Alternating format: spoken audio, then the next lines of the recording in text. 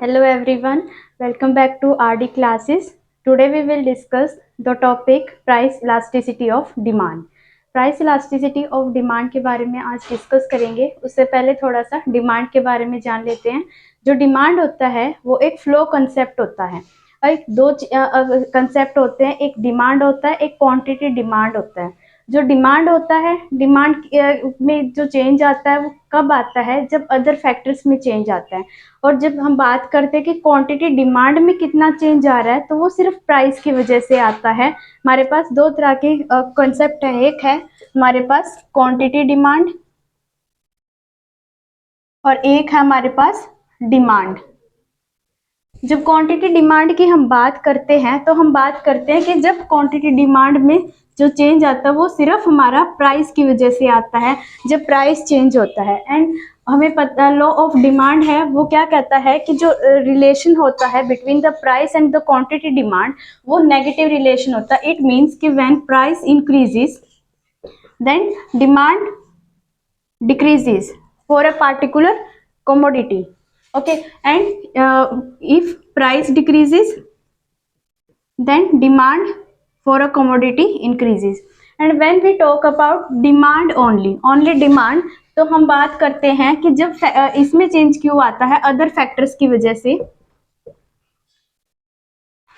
ये वो फैक्टर्स हैं जिनको हम लॉ ऑफ डिमांड में हम कांस्टेंट मान के चलते हैं। अदर फैक्टर्स क्या हो सकते हैं हमारे? हो सकते हैं price of related goods, income और एक्सपेक्टेशंस हो सकती हैं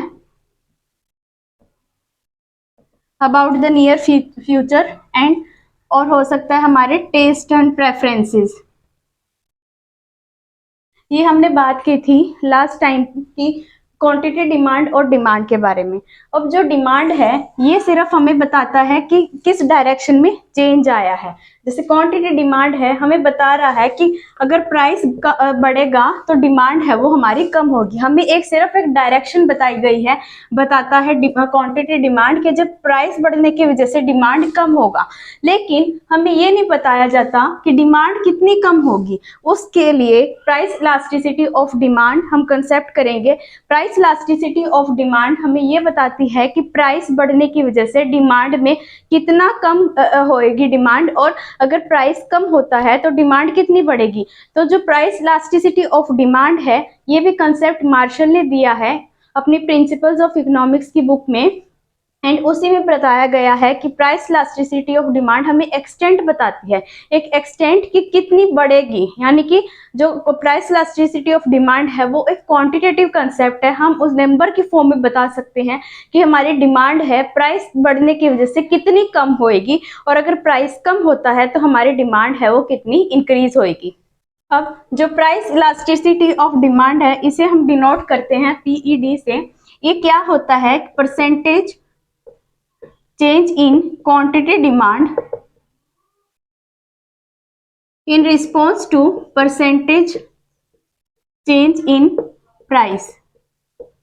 यानी कि प्राइस में चेंज आने की वजह से कितना मतलब कि क्वांटिटी डिमांड में कितना चेंज आया है।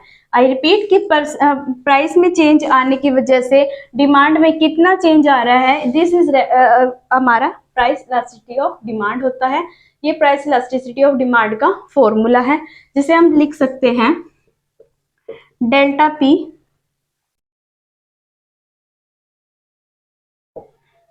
जिसे हम लिख सकते हैं डेल्टा क्यू, यानी कि change in quantity demand to change in price. Okay, अब ये जो लिखा जाएगा ये किसकी उसमें आ रही है, मतलब कि क्वांटिटी से कितना चेंज आया है और प्राइस, इनिशियल प्राइस से करंट प्राइस है जो हमारा उसमें कितना चेंज आया है। अब हम इसको कैसे लिख सकते हैं? Delta Q upon Q divide by delta P upon P. Delta है वो हमारे चेंज को रिप्रेजेंट करता है, तो फॉर्मूला क्या बन जाएगा? हम इसे इस फॉर्म में भी लिख सकते हैं। अगर हम इसे लिखना चाहें तो हम कैसे लिख सकते हैं? Delta Q upon Q into P upon delta P, और हम और एक्सटेंड कर सकते हैं इसको delta Q upon delta P into P upon Q. इन दोनों बातों का एक ही मतलब है, ये प्राइस इलास्टिसिटी ऑफ डिमांड का फॉर्मूला है। अब हम बात करते हैं कि जो प्राइस इलास्टिसिटी ऑफ डिमांड होते हैं, इसकी कुछ डिग्रीज होती हैं जो बहुत इंपॉर्टेंट हैं from the competitive exams point of view. Okay, तो various degrees of price elasticity of demand. First जो होती है हमारी, एक हमारी होती है price elasticity of demand is equal to infinity, and second होती है कि price elasticity of demand zero के इक्वल भी होती है। इन्फिनिटी की जो कर्व बनती है, हमारी डायग्राम बनती है इन्फिनिटी, उसने बोला कि इन्फिनिटी की जो कर्व होती है हमारी इस तरह से आती है, price elasticity of demand is equal to infinity, on X axis we denote the quantity demand and on Y axis we denote price. तो ये जो हमारी डायग्राम है, ये प्राइस इलास्टिसिटी ऑफ डिमांड है। ये क्या शो कर रही है, ये हमारा प्राइस है कि कितना भी प्राइस मतलब कि एक ही रहेगा, कितनी ही क्वांटिटी उसमें इंक्रीज हो रही है, यानी कि आप कितनी भी क्वांटिटी डिमांड कर रहे हो, आपकी प्राइस जो है वो इंक्रीज नहीं हो रही है, वो सेम चल रही है। ये जो हमें सिचुएशन मिलती है, कब मिलती है, जब परफेक्ट कंपटीशन मार्केट हमारी एग्जिस्ट करती है, यानी कि जब हमारी मार्केट में एक ऐसी फर्म्स होती हैं जिसमें कि सबका जो प्राइस है वो सेम रहता है। और प्राइस सेम रहने की वजह क्या होती है कि सबकी आइडेंटिकल कॉस्ट कंडीशंस होती है, डिमांड कंडीशंस भी आइडेंटिकल होती है, यानी कि सबकी एक ही कॉस्ट लग रही है, एक जैसा ही उनका जो प्रोडक्ट है, तो कितनी ही क्वांटिटी डिमांड क्यों ना कर ले कंज्यूमर, प्राइस जो है वो कांस्टेंट रहता है।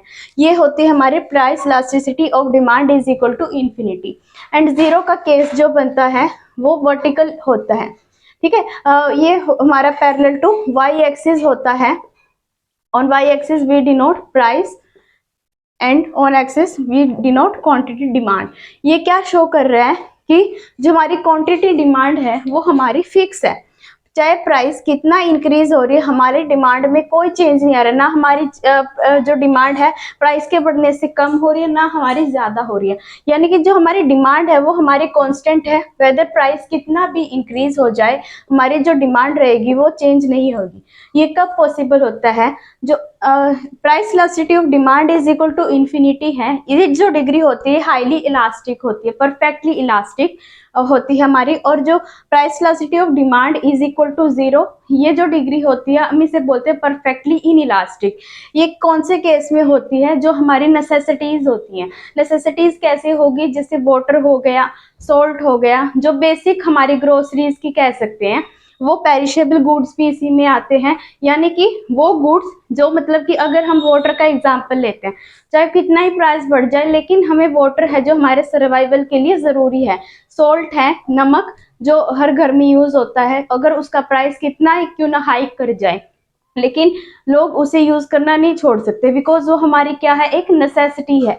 तो ये जो केस बनता है ये हमारा नेसेसिटीज की केस में होता है। नेक्स्ट जो हमारी डिग्री है वो प्राइस इलास्टिसिटी और डिमांड इज ग्रेटर देन 1 होती है। अब इसमें जो हमारा डिमांड कब होता है, वो हाईली इलास्टिक होता है, परफेक्टली तो हमारा था कि हॉरिजॉन्टल केस बन रहा था, यानी कि वो पैरेलल टू एक्स एक्सिस है। परफेक्टली इन इलास्टिक जो हमने किया ये था कि पैरेलल टू वाई एक्सिस है, यानी कि डिमांड में चेंज नहीं आ रहा है, प्राइस में चाहे जितना मर्जी चेंज आए। अब जो ग्रेटर देन 1 होता है, इसमें क्या होता है कि जो हमारा डिमांड कर्व होता है ये बहुत ही फ्लैटर होता है, फ्लैटर होएगा, यानी कि यहाँ पे क्या है कि सब्सटीट्यूट्स का भी है, मैं आपको बताऊंगी। फर्स्ट हम देखते हैं कि price elasticity of demand is greater than 1 कैसे होएगी। मान लीजिए ये हमारा करंट प्राइस था, ठीक है, अगर मैं प्राइस को थोड़ा सा भी इंक्रीज करूंगी तो मेरी डिमांड है ज्यादा से कम होएगी, यानी कि मेरी डिमांड मेरे प्राइस में जितना चेंज आ रहा है उससे कहीं ज्यादा चेंज मेरी डिमांड में आ रहा है, यानी कि प्राइस मैंने थोड़ा सा इंक्रीज किया उससे मेरी डिमांड बहुत कम होगी, एकदम से कम हो जाती है। तो ये जो है ये फ्लैटर कर्व बनता है in case of greater than 1। अब ये केस कौन सा है, ये केस है लग्जरीज के लिए। लग्जरीज होती हैं तो होता क्या है कि अगर थोड़ा सा भी प्रोड्यूसर है प्राइस को इंक्रीज कर देता है तो कंज्यूमर्स की डिमांड एकदम से बहुत ही कम हो जाती है, यानी कि यहाँ पे क्या है कि change in quantity demand in is more than change in price, ठीक है। ये प्राइस में थोड़ा सा चेंज आने की वजह से मेरी जो क्वांटिटी डिमांड है उसमें बहुत ज़्यादा चेंज आ रहा है। सिमिलरली क्या होएगा, अगर मैं प्राइस को थोड़ा सा भी कम कर देती हूँ तो उससे मेरी डिमांड है बहुत ज़्यादा से इंक्रीज हो रही है। यहाँ पे अगर हम देखें तो मेरा प्राइस सिर्फ इतना डिक्रीज हुआ है, लेकिन उसकी वजह से मेरी डिमांड में इतना इंक्रीज आ गया है। तो ये क्या है कि लग्जरीज का केस होता है, जैसे कि जो कंस्पिशियस कंजम्पशन होती है उसके केस में होता है कि अगर मेरा प्राइस है बढ़ गया है तो मैं अपनी डिमांड को बहुत ज़्यादा कम कर लूँगी, ये एक्सपेक्ट करके कि आने वाले टाइम में इन द नियर फ्यूचर इस चीज़ का प्राइस है थोड़ा सा कम होएगा, तो उससे फिर एकदम से डिमांड है वो बढ़ जाती है। जो फोर्थ केस है हमारा वो है लेस देन 1 का। When price elasticity of demand is less than 1, less than 1 में क्या होता है कि जो हमारा डिमांड कर्व होता है वो हमने जो ग्रेटर देन 1 पढ़ा इसमें हमारा डिमांड का वो फ्लैटर शेप था, लेकिन जो लेस देन 1 होता है इसमें हमारा डिमांड कर्व वो थोड़ा सा स्टीपर बनता है। स्टीपर बनेगा तो मान लीजिए ये क्वांटिटी डिमांड है और ये प्राइस है। पहले मेरी जो थी प्राइस था ये, उस प्राइस पे मैं इतनी क्वांटिटी है वो डिमांड कर रही थी। अब जैसे ही मेरा थोड़ा सा भी प्राइस बढ़ा, अगर मैंने प्राइस इतना बढ़ा दिया है तो उससे आप देखेंगे कि मेरे डिमांड पे ना बहुत कम फर्क आ रहा है।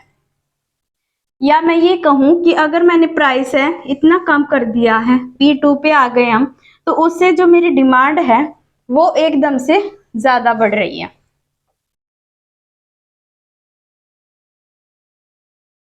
स्टीपर कर्व में क्या होता है कि मेरा जो चेंज होता है क्वांटिटी डिमांड में वो कम आता है देन चेंज इन प्राइस, यानी कि प्राइस में मैं कितना चेंज करूंगी तो मेरी जो डिमांड है उसमें बहुत कम चेंज आएगा। Price elasticity of demand is less than 1 का केस क्या होता है कि डिमांड कर्व है वो थोड़ी सी फ्लैटर स्टीपर बनती है। स्टीपर बनने का क्या मतलब है कि अगर मुझे पता है कि मैं प्राइस में अगर ज्यादा भी चेंज करूंगी तो ज्यादा चेंज डिमांड में नहीं आएगा। तो ये कौन सा केस होता है, हमारा ड्यूरेबल्स का केस होता है। जो हमने देखा था परफेक्टली इन इलास्टिक इन विच जो हमारी जो डिमांड कर्व थी वो वर्टिकल थी, ये हमारा केस था नेसेसिटी का। और ग्रेटर देन 1 में क्या था, जो हमारी लग्जरीज गुड आते हैं उनका केस था कि उसमें होता है कि अगर मेरा प्राइस थोड़े से भी थोड़ा सा भी चेंज आता है तो उससे डिमांड में बहुत ज्यादा फर्क आता है। जो लेस देन 1 होता है इसमें हमारा जो कर्व वो स्टीपर बनता है। स्टीपर बनने का से क्या होएगा कि मतलब कि ये क्या कहना चाह रहे हैं कि अगर मैंने प्राइस ज्यादा भी बढ़ाया तो मेरी जो डिमांड है उसमें ज्यादा फर्क नहीं आएगा। ये जो केस होता है ये मोनोपोलिस्ट का होता है, जो हम आने वाले वीडियोस में मार्केट स्ट्रक्चर में करेंगे उसमें ये होता है कि जो हमारी मतलब कि ड्यूरेबल्स आ जाते हैं, जैसे टीवी हो गया, फ्रिज हो गया, अगर इसका प्राइस बढ़ भी जाता है तो मेरी डिमांड इतने से ज्यादा से कम नहीं होगी। जैसे मेरा जो P से P1 है ये मेरा प्राइस इतना इंक्रीज हुआ, लेकिन इससे जो मेरी डिमांड है इसमें तो बहुत कम चेंज आ रहा है। तो ये होता है जब when price elasticity of demand is less than 1। 1 case है जिसमें प्राइस इलास्टिसिटी ऑफ डिमांड है वो इक्वल टू 1 होती है। इसमें क्या होता है कि जो डिमांड कर्व होता है इसमें मतलब कि रेक्टेंगुलर हाइपरबोला बनता है। इसकी जो शेप होती है रेक्टेंगुलर हाइपरबोला होती है। इसका क्या होता है कि अगर मेरा प्राइस मान लीजिए पहले मेरा प्राइस था ये और इस प्राइस पे मैं इतनी क्वांटिटी है वो डिमांड कर रही हूं मैं, तो अगर मेरी जितने से मेरा मतलब कि प्राइस बढ़ेगा उतने से ही मेरी डिमांड में चेंज आएगा। मेरा मतलब कि जो प्रोपोर्शन है change in price is equal to proportion change in the quantity demand.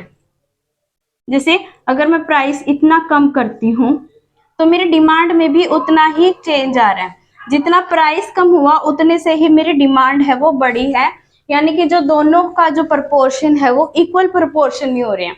जैसे हमने यहाँ देखा था, यहाँ इक्वल प्रोपोर्शन नहीं था। अगर मेरा थोड़ा सा भी प्राइस में चेंज आया, मैंने थोड़े से प्राइस अगर इंक्रीज किया, उससे मेरी डिमांड में बहुत ज्यादा फर्क आया। और लेस देन 1 में क्या था कि मैं प्राइस अगर ज्यादा से भी बढ़ाती हूँ तो मेरा जो डिमांड है उसमें इतनी चेंज नहीं आ रहा है। और जो price elasticity of demand is equal to 1 होता है जिसको हम यूनिटी का कहते हैं, इसमें क्या होता है कि अगर जितना प्राइस में चेंज आएगा उतने से ही यूनिट से हमारी क्वांटिटी डिमांड में चेंज आएगा। तो ये 5 डिग्रीज थी हमारी प्राइस इलास्टिसिटी ऑफ डिमांड की। Now we talk about the methods to measure price elasticity of demand. तो मेथड्स हैं, सबसे पहला मेथड है हमारा जो प्राइस इलास्टिसिटी ऑफ डिमांड को मेजर करने का, वो है हमारा प्रोपोर्शनेट मेथड।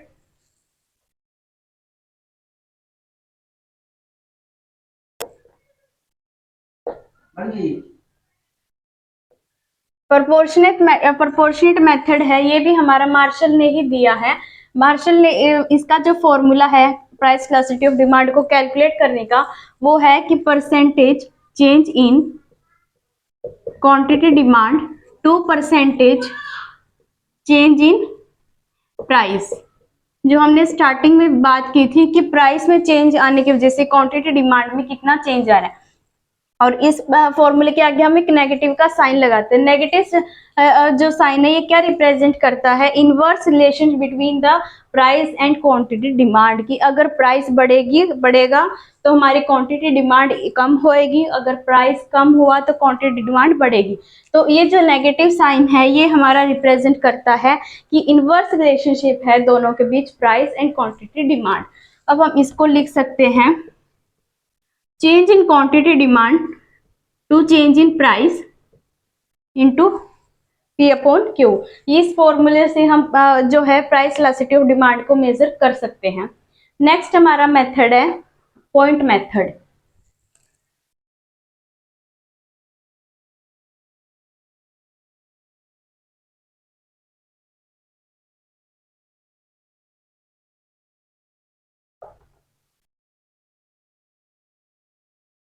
जो हमारा पॉइंट मेथड है,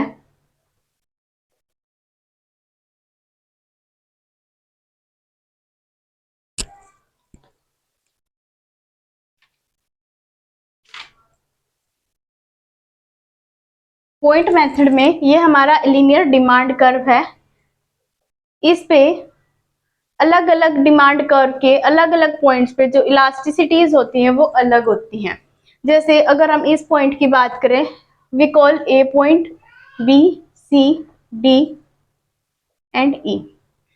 सी पॉइंट पे जो हमारी इलास्टिसिटी ऑफ डिमांड है वो यूनिटी होती है, इक्वल टू 1 होती है। यहाँ पे आप जैसे जैसे नीचे आएंगे, जो हमारे अब डिमांड कर्व है, हम नीचे आ रहे हैं, यानी कि हमने पढ़ा ना कि डिमांड कर्व और डाउनवर्ड स्लोपिंग होता है। तो यहाँ पे अगर हम देखें तो यहाँ पे elasticity of demand equal to 1 है। जैसे ही हम डिमांड करके नीचे आते रहेंगे, जो हमारी इलास्टिसिटी है वो कम होती रहती है। यहाँ पर जो हमारे डी पॉइंट पे हमारी इलास्टिसिटी है लेस देन 1 है, और ई पॉइंट पे हमारी इलास्टिसिटी 0 हो जाती है। अब जैसे ही हम अपवर्ड की तरफ मूव करेंगे, 0 थी, फिर लेस देन 1, उसके बाद 1, यहाँ पे इलास्टिसिटी और डिमांड है वो ग्रेटर देन 1 हो जाती है, और यहाँ पे जो हमारी इलास्टिसिटी होती है वो इक्वल टू इंफिनिटी हो जाती है। इसका जो फॉर्मूला है कैलकुलेट करने का, अगर हम पॉइंट मेथड से करें तो होता है हमारा lower segment upon upper segment. अगर हम कैलकुलेट करते हैं एट पॉइंट सी पॉइंट पे हमने प्राइस इलास्टिसिटी ऑफ डिमांड को कैलकुलेट करना है, तो हमारा फॉर्मूला क्या होएगा, हमने किया कि लोअर सेगमेंट क्या हमारी सीई है, और अपर सेगमेंट है हमारी ए सी। तो ये हमारी इक्वल टू 1 है। जो डिस्टेंस अगर हम देखें डिमांड कर्व पे इक्वल टू 1 है। हम यहाँ पे कुछ भी अज्यूम कर सकते हैं कि अगर हमारा प्राइस था, जैसे हमारा प्राइस अगर हम 5 है और उस पे हम डिमांड भी 5 ही कर रहे हैं, तो ये हमारी यहाँ पे इक्वल टू 1 होती है इलास्टिसिटी ऑफ डिमांड। अब अगर मैं लेस देन 1 की बात करूँ, एट डी पॉइंट जो हमारी इलास्टिसिटी है वो लेस देन 1 है, तो इसका फॉर्मूला क्या है कि लोअर सेगमेंट थी हमारी डी ई, और अपर सेगमेंट है हमारी ए डी। अगर हम इस पे बात कर रहे हैं तो ये देखिए यहाँ पे जो है प्राइस कम हो रहा है, और उसकी वजह से जो हमारी डिमांड है वो इंक्रीज हो रही है। ठीक है, यह ग्रेट लेस देन 1 है, ऐसे ये 0 केस है। ठीक है, तो इस पॉइंट मेथड का ये formula lower segment upon upper segment, इस मेथड से हम कैलकुलेट कर सकते हैं। नेक्स्ट मेथड हमारा होता है रेवेन्यू मेथड। रेवेन्यू मेथड से भी हम प्राइस इलास्टिसिटी ऑफ डिमांड को कैलकुलेट करते हैं। वो इसी बेस पे होता है कि जैसे ये जो हमारे demand curve, linear demand curve, यहीं से हमारा एमआर कर्व निकलता है। और एमआर कर्व भी हमारा डाउनवर्ड स्लोपिंग होता है और वो नेगेटिव भी होता है। नेक्स्ट वीडियोस में हम बात करेंगे उसके बारे में।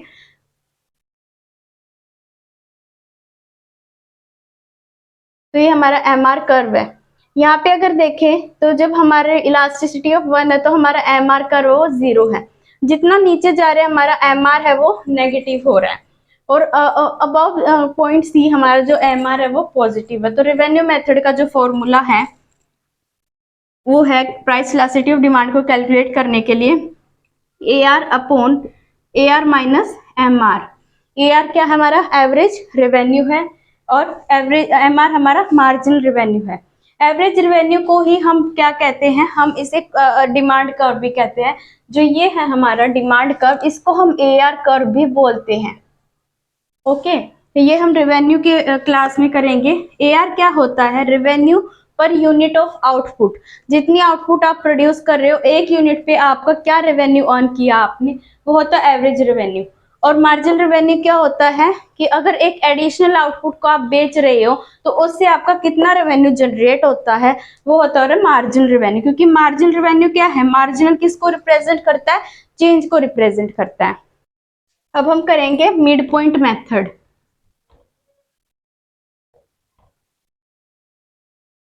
मिड पॉइंट मेथड को हम आर्क मेथड भी कहते हैं।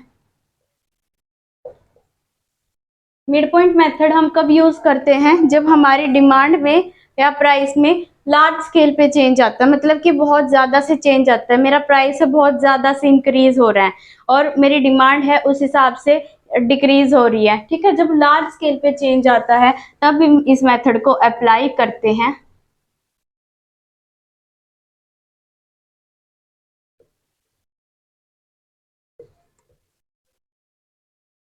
जब लार्ज स्केल पे चेंज आए तब हम इस मेथड को यूज करते हैं।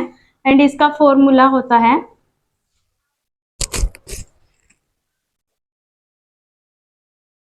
Q2 माइनस Q1, यानी कि जो हमारी क्वांटिटी है उसमें चेंज आया।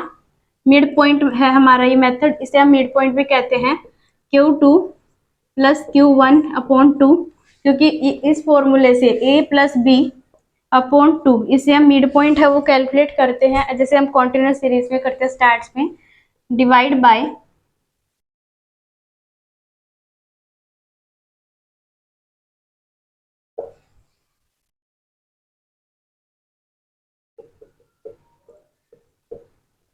इस फॉर्मूले को हम इस तरह से भी लिख सकते हैं, Q2 minus Q1 upon Q1 plus Q2 upon 2 multiply P1 plus P2 upon 2 P1 minus P2। इसको इस तरह से भी लिख सकते हैं हम।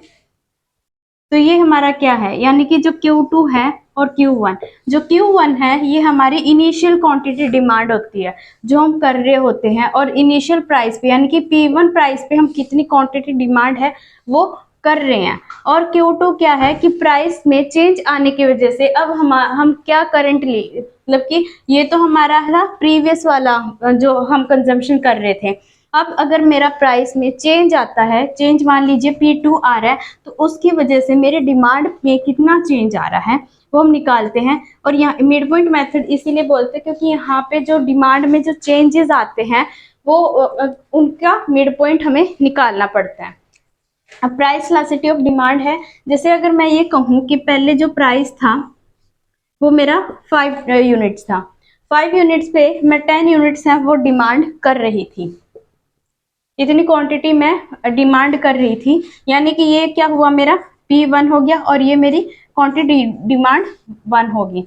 अब अगर ये बोला जाए कि प्राइस है वो बढ़ गया है, यानी कि प्राइस है वो 5 से 10 हो गया है, तो अब मेरा ये करंट प्राइस है और इस पर मैं 5 क्वांटिटी है वो डिमांड कर रही हूँ, यानी कि पहले से जो क्वांटिटी डिमांड है वो कम हो गया है, तो ये हमारी करंट वाली क्वांटिटी डिमांड है। अब प्राइस में चेंज आने की वजह से कितना डिमांड में चेंज आ रहा है ये हम मेजर करते हैं। है प्राइस इलास्टिसिटी ऑफ डिमांड, इससे हमें पता चलेगा कितना एक्सटेंट चेंज है, क्योंकि डिमांड सिर्फ एक डायरेक्शन बताते हैं कि कम होएगा या ज्यादा होएगा, लेकिन कितना कम होएगा या कितना ज्यादा होएगा वो हमें प्राइस इलास्टिसिटी ऑफ डिमांड बताती है। तो हम डिस्कस करते हैं total expenditure method. Total expenditure method का ये टेबल इंपॉर्टेंट है समझने के लिए। जो टोटल एक्सपेंडिचर मेथड है वो मार्शल ने दिया है, और टोटल एक्सपेंडिचर का जो हमारा फॉर्मूला होता है, मतलब कि टोटल एक्सपेंडिचर कि आप कितना खर्चा कर रहे हो, वो होता है हमारा P इंटू क्यू। ये हमारा फॉर्मूला था टोटल एक्सपेंडिचर का, यानी कि आपने कितने प्राइस पे कितनी क्वांटिटी डिमांड की है, वो हमारा क्या होता है, टोटल एक्सपेंडिचर होता है। अब टोटल एक्सपेंडिचर का प्राइस इलास्टिसिटी ऑफ डिमांड से क्या लेना देना है, ये समझते हैं। अगर प्राइस है वो बढ़ जाता है तो क्वांटिटी डिमांड हमारी कम होगी। प्राइस के बढ़ने से जो हमारी क्वांटिटी डिमांड है वो तो कम होगी, लेकिन अगर उसके चलते हमारा टोटल एक्सपेंडिचर यानी कि प्राइस बढ़ रहा है और हमारा टोटल एक्सपेंडिचर कांस्टेंट है, खर्चा हमारा उतना ही हो रहा है, तो हमारी इलास्टिसिटी ऑफ डिमांड क्या होती है, इक्वल टू 1 होती है, यानी कि यूनिटरी है। यानी कि जितना प्राइस में इंक्रीज आया उतने से ही क्वांटिटी डिमांड है वो कम हो गई, ठीक है। यानी कि इक्वल प्रोपोर्शन है between the change in the price and change in the quantity demand. अगर हमारा प्राइस है वो कम हो जाता है, उसकी वजह से हमारी डिमांड है वो बढ़ेगी, और डिमांड हमारी बढ़ेगी, और अगर हमारा टोटल एक्सपेंडिचर बढ़ रहा है, पहले से बढ़ रहा है, तो इसका मतलब जो हमारे इलास्टिसिटी ऑफ डिमांड है वो ग्रेटर देन 1 है। क्योंकि हमने क्या पढ़ा था कि ग्रेटर देन 1 कब होती है, जब हमारी जो इलास्टिसिटी है परफेक्ट इलास्टिक कब होता है, जब हमारा फ्लैटर कर्व बन जाता है। डिमांड कब हमारा फ्लैटर होता है, और ये कब होता है ग्रेटर देन 1, जब मान लीजिए मेरी पहले प्रीवियस वाली प्राइस है और उसमें मैं इतना डिमांड कर रही हूँ। अब जैसे हमने क्या पढ़ा था, ग्रेटर देन 1 कब होती है कि मैंने थोड़ा सा भी प्राइस में अगर इंक्रीज किया तो मेरी जो डिमांड है वो बहुत ज्यादा से क्या हो रही है, कम हो रही है। अब अगर मैं प्राइस को थोड़े से भी कम कर रही हूँ तो मेरी डिमांड में बहुत ज्यादा फर्क आ रहा है, यानी कि मैं बहुत ज्यादा डिमांड कर रही हूँ, पहले से इतना प्राइस में गिरावट नहीं आई है जितनी मेरी डिमांड में इंक्रीज हुआ। तो क्या पढ़ा हमने कि अगर प्राइस है मेरा कम हो जाता है तो मेरी डिमांड बढ़ेगी, लेकिन मेरी डिमांड तो भी ज्यादा से बढ़ रही है ना, ज्यादा से बढ़ेगी तो मेरा टोटल एक्सपेंडिचर भी बढ़ेगा। अगर टोटल एक्सपेंडिचर बढ़ता है तो हमने क्या है कि जो टोटल एक्सपेंडिचर और प्राइस है इसमें इनवर्स रिलेशनशिप है। जब दोनों के दोनों इनवर्स डायरेक्शन में काम करें, प्राइस और टोटल एक्सपेंडिचर, तो हमारा जो इलास्टिसिटी ऑफ डिमांड होता है वो ग्रेटर देन 1 होता है, और ये लग्जरीज का केस था। अब अगर मेरी प्राइस इलास्टिसिटी ऑफ डिमांड है वो कम हो जाती है, सॉरी, प्राइस अगर मेरा कम होता है उससे मेरा जो डिमांड है वो तो मेरी बढ़ेगी, लेकिन मेरा जो टोटल एक्सपेंडिचर वो कम हो रहा है, ठीक है। तो मेरी जो इलास्टिसिटी ऑफ डिमांड है वो लेस देन 1 है। ये कब किया था हमने कि लेस देन 1 कब होती है, जब हमारा जो डिमांड कर्व है वो स्टीपर बनता है, स्टीपर इस तरह से, जिसकी स्लोप है थोड़ी मतलब कि कम होती है। अब क्या है, इसमें स्लोप है इसकी ज्यादा है, और जो फ्लैटर होती है इसकी स्लोप कम होती है। अब स्टीपर कर्व है, इसमें हम अगर हमारा प्राइस और क्वांटिटी, पहले मेरी ये थी इनिशियली मैं इस ओपी प्राइस पे ओ क्यू क्वांटिटी को डिमांड कर रही थी। अब जैसे ही मेरा प्राइस अगर ज्यादा से बढ़ता है तो मेरी डिमांड पे तो इतना फर्क नहीं आ रहा है ना, प्राइस है बढ़ने की वजह से मेरी डिमांड में इतना फर्क नहीं आ रहा है, या प्राइस है वो इतने से भी अगर कम हो जाता है, अगर मेरा प्राइस कम हो गया तो भी मेरी डिमांड में इतना ज्यादा फर्क नहीं आ रहा है, यानी कि मेरा टोटल एक्सपेंडिचर है वो कम हो रहा है लेकिन मेरी डिमांड बढ़ रही है, ठीक है।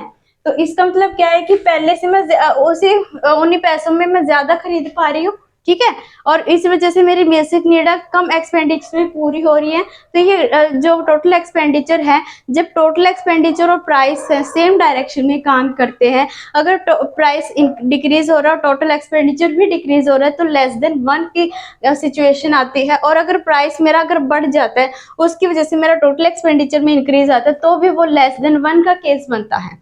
एंड अगर प्राइस है मेरा कम होता है और उसकी वजह से मेरा टोटल एक्सपेंडिचर में इंक्रीज आ रहा है तो ग्रेटर देन 1 है, और अगर मेरा प्राइस है वो ज्यादा हो रहा है और मेरी डिमांड है वो सॉरी टोटल एक्सपेंडिचर मेरा कम हो रहा है तो वो ग्रेटर देन 1 का केस है। और अगर मेरे प्राइस में या तो इंक्रीज आ रहा है लेकिन मेरा टोटल एक्सपेंडिचर में कोई चेंज ही नहीं आ रहा है, या मेरा प्राइस कम हो रहा है और टोटल एक्सपेंडिचर न्यूट्रल है यानी कि कांस्टेंट है, तो मेरा जो इलास्टिसिटी ऑफ डिमांड है वो इक्वल टू 1 होगी।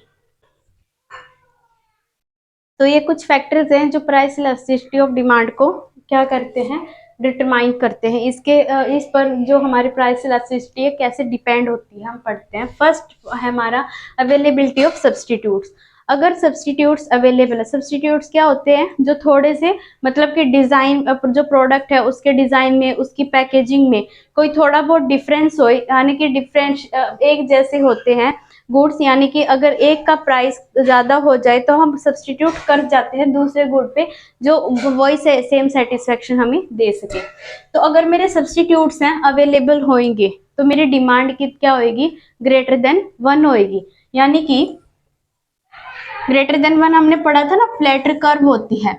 अब ये पहले मेरा प्राइस एंड क्वांटिटी था, अब मैंने थोड़ा सा प्राइस में अगर इंक्रीज किया तो मेरी डिमांड में काफी हद से चेंज आ गया है ना, पहले से बहुत ज्यादा चेंज आ गया, इतना प्राइस में चेंज नहीं आया। तो यहाँ पे क्या है कि सब्स्टिट्यूट्स अवेलेबल होते हैं। अब सब्स्टिट्यूट्स अवेलेबल होंगे, मान लीजिए ये जो प्राइस था ये टी का था, कि अगर टी का प्राइस पहले पी था और मैं यहाँ पे ओ क्यू क्वांटिटी है वो डिमांड कर रही थी। अब जैसे मेरा टी का प्राइस इंक्रीज कर गया तो देखो मेरी डिमांड इतनी ज्यादा कम होगी, क्योंकि मैं टी को छोड़कर कॉफी तो भी पी सकती हूँ ना। तो यानी कि मैं कॉफी पर क्या कर गई, मैंने कॉफी को सब्सटीट्यूट कर लिया, क्योंकि टी का जो प्राइस है वो इंक्रीज हो गया। और इस वजह से जब मैं कॉफी को सब्सटीट्यूट करा मैंने, तो मेरी डिमांड है बहुत ज्यादा कम होगी। यानी कि जो प्रोपोर्शन है change in demand is more than the proportion change in the price. तो ये हमारा होता है सब्स्टिट्यूट्स। अब जितने ज्यादा सब्स्टिट्यूट्स अवेलेबल होंगे उतनी ज्यादा मेरी प्राइस इलास्टिसिटी ऑफ डिमांड है वो ज्यादा होएगी, जितने ज्यादा सब्स्टिट्यूट्स की अवेलेबिलिटी होएगी। सेकंड है हमारा कंपोजिशन ऑफ द गुड्स, मतलब कि गुड्स का नेचर क्या है। गुड्स हमारे कैसे हो सकते हैं, हमारे पेरिशेबल गुड्स हो सकते हैं। पेरिशेबल गुड्स कौन से होते हैं, जो 1 या 2 दिन में खराब हो जाते हैं। यानी कि जो हमारे वेजिटेबल्स हैं, अगर इनकी जो इलास्टिसिटी ऑफ डिमांड होती है वो बहुत कम होती है। क्यों कम होती है, क्योंकि प्राइस अगर बढ़ भी जाए तो इन चीजों को हम कंज्यूम करना नहीं छोड़ेंगे, क्योंकि हमारी एक बेसिक नीड है। सेम ड्यूरेबल है। अब ड्यूरेबल गुड्स हैं, इनकी जो प्राइस इलास्टिसिटी ऑफ डिमांड होती है वो लेस देन 1 होती है। क्यों लेस देन 1 होती है, क्योंकि ड्यूरेबल गुड्स हैं, जब प्राइस कम होएगा, मतलब कि अगर प्राइस बढ़ भी रहा है तो डिमांड इतनी ज्यादा से कम नहीं होती, क्योंकि जो टीवी है या फ्रिज है ये सब हमारी क्या नेसेसिटी बन चुकी है, इनके बिना अब हमें रह नहीं सकते हैं, अब इनकी हमें हैबिट हो गई है। तो उस वजह से क्या होगा, अगर प्राइस बढ़ भी जाता है तो डिमांड में इतना ज्यादा फर्क नहीं है, कि डिमांड कम जरूर होगी पर इतनी ज्यादा नहीं होगी। तो ये ड्यूरेबल गुड्स है। और कंपोजिशन क्या हो सकता है, लग्जरीज का हो सकता है। अब लग्जरीज गुड्स होते हैं उसमें जो इलास्टिसिटी होती है वो ज्यादा होती है। उसकी इलास्टिसिटी ज्यादा क्यों होती है, कि अगर प्राइस थोड़े से बढ़ा तो डिमांड बहुत ज्यादा से कम हो जाएगी, वो हाईली इलास्टिक होता है। अब टाइम पीरियड है लॉन्ग रन, एक लॉन्ग रन हो सकता है, एक शॉर्ट रन हो सकता है। शॉर्ट रन पीरियड में जो मेरी इलास्टिसिटी ऑफ डिमांड होती है वो कम होती है। क्यों कम होती है, क्योंकि शॉर्ट रन में मेरे पास सब्स्टिट्यूट्स की अवेलेबिलिटी भी कम होगी, है ना। मतलब कि मैं सब्स्टिट्यूट का कैसे करूंगी, एकदम से अगर प्राइस बहुत ज्यादा बढ़ गया तो मैं एकदम से तो सब्स्टिट्यूट नहीं कर सकती, मुझे टाइम चाहिए, है ना। तो शॉर्ट रन में क्या होता है कि अगर मतलब कि इमरजेंसी केस अगर हम मान ले, अगर कोई इमरजेंसी आ जाती है तो अगर बढ़े हुए प्राइस पे भी हो सकता है कि मैं डिमांड करूं, है ना। इमरजेंसी होगी या मेरा कोई टेस्ट है या कोई फैशन चल रहा है तो मैं बढ़े हुए चीज पे भी डिमांड करूंगी उस चीज की, है ना, शॉर्ट रन। लॉन्ग रन में क्या होएगा, लॉन्ग रन में जो इलास्टिसिटी होती है वो कम हो जाती है, क्योंकि सब्स्टिट्यूट्स अवेलेबल हो जाते हैं। हम अपनी जो डिमांड पैटर्न होता है हम अपनी हैबिट्स को उस अकॉर्डिंगली चेंज कर सकते हैं। तो यहाँ पे जो इलास्टिसिटी होती है वो क्या होती है, हमारी कम होती है। लेकिन शॉर्ट रन में हमारी इलास्टिसिटी है वो कंज्यूमर की इनकम स्पेंड, मतलब कि किस प्रपोर्शन में कंज्यूमर है इनकम को स्पेंड कर रहा है।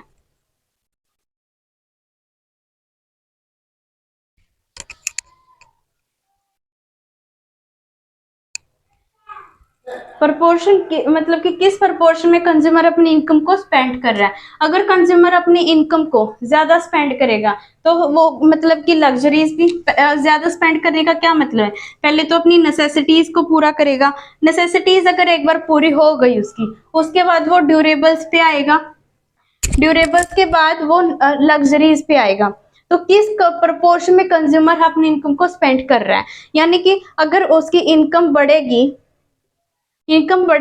तो अपनी डिमांड भी बढ़ाएगा और अपनी नेसेसिटीज, अपनी जो बेसिक नीड्स है उसको पूरी करके वो लग्जरीज की तरफ आएगा, है ना। तो जितनी ज्यादा इनकम वो स्पेंड करेगा उतनी ज्यादा डिमांड करेगा, यानी कि हाईली इलास्टिक हो जाएगी। इलास्टिसिटी ज्यादा होती है जब अपनी इनकम है वो कंज्यूमर ज्यादा प्रोपोर्शन में स्पेंड करता है। जितनी कम प्रोपोर्शन में इनकम स्पेंड करेगा कंज्यूमर, उतनी ज्यादा इलास्टिसिटी हमारी कम हो जाएगी। नेक्स्ट पॉइंट है हमारा number of uses of commodity. अब जो गुड्स होते हैं, एक गुड के बहुत सारे यूज हो सकते हैं। जैसे मिल्क है, मिल्क को हम बहुत चीजों में यूज कर सकते हैं। हम उससे कर्ड बना सकते हैं, स्वीट्स बना सकते हैं, है ना।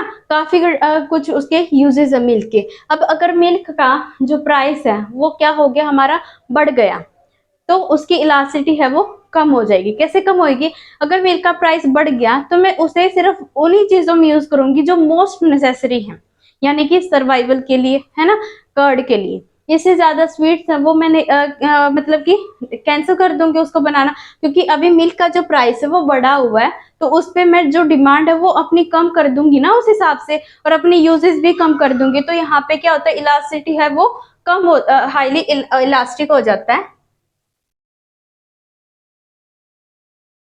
मतलब कि वो कम हो जाएगी। और अगर इलास्टिसिटी है, मतलब कि मिल्क का जो प्राइस है वो कम हो रहा है, तो उसमें जो है अगर कम होएगा तो फिर मैं उस मिल्क को काफी चीजों में यूज करूंगी, है ना, डिफरेंट यूजेस उसके बढ़ा दूंगी।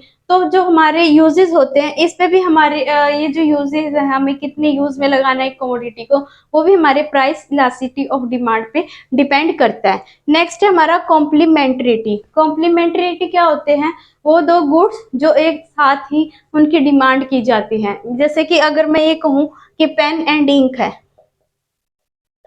ये दो क्या है, कॉम्प्लीमेंट गुड्स है। अब अगर पेन है क्या जो प्राइस है वो बढ़ जाएगा, तो मैं इंक की डिमांड कम कर दूंगी, यानी कि दोनों की डिमांड है एक दूसरे पे डिपेंड करती है।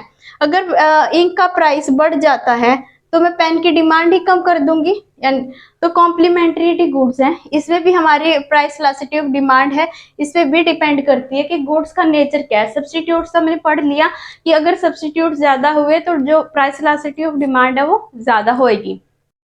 अब एक एग्जांपल लेते हैं हम ल्यूब्रिकेटिंग ऑयल का। ल्यूब्रिकेटिंग ऑयल है वो बहुत जगह में यूज होता है। ल्यूब्रिकेटिंग ऑयल है, बहुत सारे इसके यूज होते हैं। अब अगर ल्यूब्रिकेटिंग ऑयल का प्राइस है वो बढ़ जाता है तो मैं उसके यूजेस है वो कम कर दूंगी, ठीक है। तो उसके हिसाब से उसकी इलास्टिसिटी है वो चेंज हो जाएगी। अगर ल्यूब्रिकेटिंग का जो प्राइस है वो मैं कम कर देती हूँ तो मैं यूजेस उसके बढ़ा दूंगी, है ना। तो यानी कि मैं ज्यादा डिमांड करूंगी। अब उसके हिसाब से जो प्राइस इलास्टिसिटी है, एक कुछ फैक्टर्स होते हैं, इन पे हमारी जो प्राइस इलास्टिसिटी ऑफ डिमांड है वो डिपेंड करती है। Thanks for watching my video. If you like then share and subscribe my channel.